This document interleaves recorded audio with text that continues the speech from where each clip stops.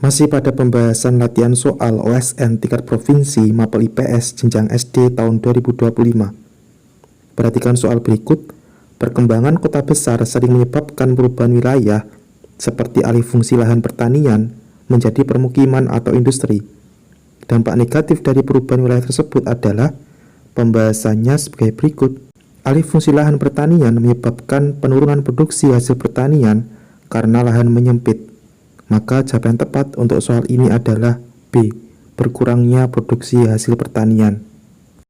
Soal berikutnya, Indonesia memiliki banyak sumber daya alam, baik yang dapat diperbarui maupun tidak dapat diperbarui. Contoh sumber daya alam yang tidak dapat diperbarui adalah pembahasannya sebagai berikut. Nah, sudah nampak pada pilihan jawaban bahwa batu bara dan minyak bumi merupakan sumber daya alam yang tidak dapat diperbarui karena terbentuk dalam waktu jutaan tahun dan jumlahnya terbatas. Maka jawaban tepat untuk soal ini adalah C. Batu bara dan minyak bumi. Soal berikutnya, Indonesia dikenal sebagai salah satu negara dengan tingkat keanekaragaman hayati tertinggi di dunia. Hal ini terlihat dari banyaknya jenis flora dan fauna. Faktor yang paling mempengaruhi keanekaragaman hayati di Indonesia adalah pembahasannya sebagai berikut.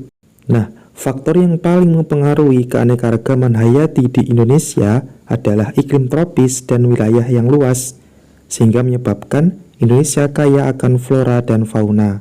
Maka jawaban yang tepat untuk soal ini adalah B. Letak geografis dan iklim tropis. Soal berikutnya, Indonesia terletak di antara dua benua dan dua samudra, yaitu benua Asia dan Australia, serta Samudra Hindia dan Pasifik.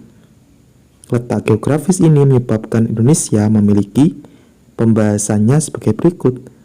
Letak geografis Indonesia yang sangat strategis karena berada di jalur perdagangan internasional antara dua benua dan dua samudra. Maka jawaban yang tepat untuk soal ini adalah C. Posisi strategis dalam jalur perdagangan dunia. Soal berikutnya, saat mempelajari peta Indonesia, Rino memperhatikan adanya garis-garis melintang dan memanjang di peta tersebut. Garis melintang disebut garis lintang, sedangkan garis memanjang disebut garis bujur. Fungsi dari garis lintang dan bujur pada peta adalah pembahasannya sebagai berikut.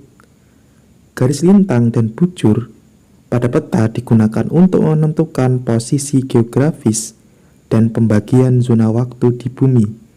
Maka jawaban yang tepat untuk soal ini adalah C. Menentukan letak geografis dan waktu suatu wilayah. Sekian untuk pembahasan kali ini.